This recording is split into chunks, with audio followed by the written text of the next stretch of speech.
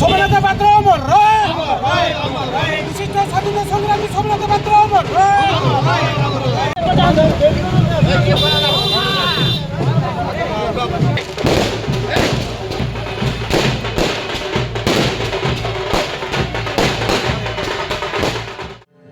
জাতির পিতা মহাত্মা গান্ধীଙ୍କ ଡାକରାରେ ଅନୁପ୍ରାଣିତ ହୋଇ ବାନର ସେନାରେ ଯୋଗ ଦେଇଥିବା ସୋମନାଥ ପାତ୍ର ଜୀବନ ଯୁଦ୍ଧରେ ହାରିଗଲେ। ଶତାୟୁ ସ୍ୱାଧୀନତା ସଂଗ୍ରାମୀ ସୋମନାଥ ପାତ୍ର ଦୀର୍ଘ ଦିନ ଧରି ଅସୁସ୍ଥ ଥିବାବେଳେ ଭୁବନେଶ୍ୱର ସ୍ଥିତ ବାସଭବନରେ ଶେଷ ନିଶ୍ୱାସ ତ୍ୟାଗ କରିଛନ୍ତି। ଗାନ୍ଧିଜୀଙ୍କ ଡାକରାର ପ୍ରତିଧ୍ୱନି ଦେଶର ବିଭିନ୍ନ ରାଜ୍ୟରେ ଶୁଣାଯାଇଥିଲା। ସତ୍ୟାଗ୍ରହ ସଂଗ୍ରାମ ଗୋଟିଏ ନୂତନ କୌଶଳ ଓ ନୂତନ ପ୍ରେରଣାର ଉଦ୍ଦେଶ୍ୟ ନେଇ ଇଂରେଜ ସରକାରଙ୍କ ଅନ୍ୟାୟର ପୂର୍ଣ୍ଣ ଦମନ ପାଇଁ ବାନର ସେନାରେ ଯୋଗ ଦେଇଥିଲେ ଅସ୍ତରଙ୍ଗ ଓ କାକଟପୁର ଅଞ୍ଚଳର ଯୋଗଜନ୍ମା ସୋମନାଥ ପାତ୍ର। ଆଜି ଦେହାନ୍ତ ପରେ ସବୁଠି ଶୋକର ଛାୟା। ନେତା ଜନତା ସମସ୍ତେ ଅଶ୍ରୁଳ ଆଖିରେ ଦେଇଥିଲେ ଅନ୍ତିମ ବିଦାୟ।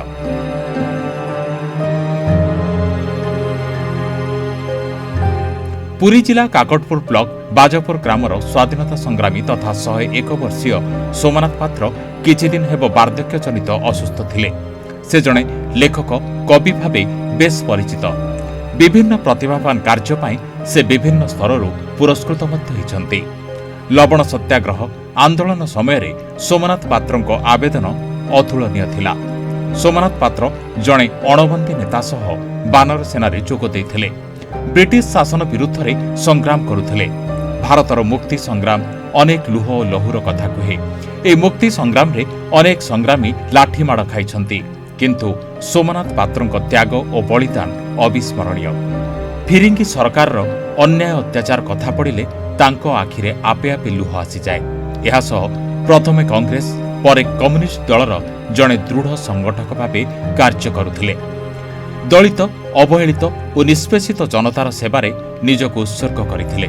ସେ ବୁଝିଥିଲେ ଏମାନଙ୍କ ଉନ୍ନତି ନ ହେଲେ ରାଜ୍ୟ ବା ଦେଶର ଉନ୍ନତି ହେବ ନାହିଁ, ଯାହା ତାଙ୍କ ଆଚରଣ ଓ ଉଚ୍ଚାରଣରେ ପ୍ରତିଫଳିତ ହେଉଥିଲା।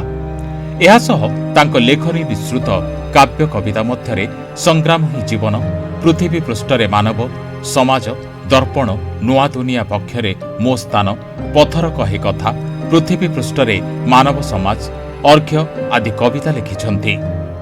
ଉତ୍କଳ ସଂଗ୍ରାମୀ ସ୍ମୃତି ସମିତିର ସମ୍ପାଦକ ପଣ୍ଡିତ କାଳିଚରଣ ଛାଟୋଇ। ସୋମନାଥ ପାତ୍ର ଆମ ସମସ୍ତଙ୍କର ପୂଜ୍ୟ ବରିଷ୍ଠ। ସେ ଏ କାକଟପୁର ସୁନା ସକାଳର ସୁରୁଜ, ରୂପେଲି ଜହ୍ନର ମୁରୁଜ, ସାଧନା ଜନତା କୋକିଳ କାକଳି, ସେ ସମସ୍ତଙ୍କର ସାଧନା ସକାଳ ସେପାଳି କରିଥିଲେ।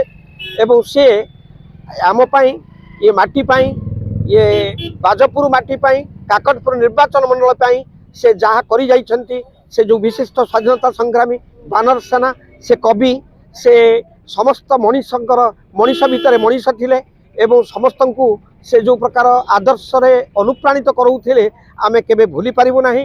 ଆଉ ତାଙ୍କର ଏଇ ଶତାୟୁ ପୁରୁଷଙ୍କର ଯେଉଁ ଅନ୍ତିମ ଅବସ୍ଥାରେ ତାଙ୍କର ଯେଉଁ ଦେହାନ୍ତ ହେଲା, ସେଥିପାଇଁ ଆମେ ଭାବୁଛୁ ସେ ଦେହାନ୍ତ ନୁହନ୍ତି, ସେ ପୁଣି ଏ ମାଟିକି ଆସିବେ, ଆମମାନଙ୍କୁ ଉଦ୍ବୋଧନ ଦେବେ। ଭଗବାନ ଜଗନ୍ନାଥଙ୍କ ନିକଟରେ ତାଙ୍କର ଅମର ଆତ୍ମାର ସଦ୍ଗତି ପ୍ରାର୍ଥନା କରୁଛି। ଦିବାକର ଛାଟୋଇ, ସାଂସଦ ପ୍ରତିନିଧି ଅସ୍ତରଙ୍ଗ ବ୍ଲକ। ଶତାୟୁ ପୁରୁଷ ଯିଏକି ସ୍ୱାଧୀନତା ସଂଗ୍ରାମୀ ସୋମନାଥ ପାତ୍ରଙ୍କର ଆଜି 102 ବର୍ଷ ବୟସରେ ତାଙ୍କର ଦେହାନ୍ତ ହୋଇଯାଇଛି ଏବଂ ଜଣେ ସେ ଗାନ୍ଧୀବାଦ ନେତା ଥିଲେ। ତାଙ୍କର ବହୁ ଜିନିଷ ଆମେ ଶିଖିଛୁ। ଯେହେତୁ ମେ 21, 20ଟାରେ ଯେଉଁ ପାଳନ ହୁଏ ସେ ଯାଆନ୍ତି, ତାଙ୍କଠାରୁ ଗୋଟେ ଜିନିଷ ଶିଖିଛୁ ଯେ ନାହିଁ ଆମେ ନିଜେ ସ୍ୱଦେଶୀ ପାଳନ କରିବା ଏବଂ ଏଭଳି ବ୍ୟକ୍ତିତ୍ୱ, ଏତେ ସରଳ ଜୀବନଯାପନ ଏବଂ ଖଦି ପିନ୍ଧିବା, ନିଜ ତିଆରି ଭାରତବର୍ଷର ନିଜର ତିଆରି ଜିନିଷକୁ ପିନ୍ଧିବା, ବିଦେଶୀକୁ ବର୍ଜନ କରିବା, ତାଙ୍କଠୁ ଆମେ ବହୁତ ଜିନିଷ ଶିଖିଥିବାରୁ ଆମେ ଭଗବାନଙ୍କ ପାଖରେ ତାଙ୍କ ଆତ୍ମାର ସଦ୍ଗତି ହଉ ଜଗନ୍ନାଥ ମାଙ୍କ ପାଖରେ ପ୍ରାର୍ଥନା କରୁଛୁ।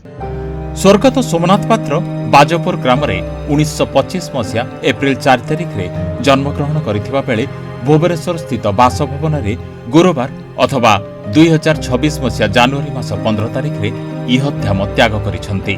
ସରଳ ନିରାଡମ୍ବର ଜୀବନ ବିତେଇବାରେ ସେ ଆନନ୍ଦ ପାଉଥିଲେ। ସୋମନାଥ ପାତ୍ର ଥିଲେ ଜଣେ ଅତ୍ୟନ୍ତ ସ୍ପଷ୍ଟବାଦୀ, ନିର୍ଭୀକ, ସାହସୀ, ଦକ୍ଷ, କିନ୍ତୁ ଅସୁସ୍ଥତା ସତ୍ତ୍ୱେ ମଧ୍ୟ ଲୋକଙ୍କ ନିକଟରେ କିମ୍ବା ସାମୂହିକ କାର୍ଯ୍ୟରେ ପହଞ୍ଚୁଥିଲେ। ରାଜନେତା ଥିଲେ। ସେ ଥିଲେ କାକଟପୁର ଅସ୍ତରଙ୍ଗ ଅଞ୍ଚଳର ଜଣେ ଆଦର୍ଶ ଯୋଗଜନ୍ମା।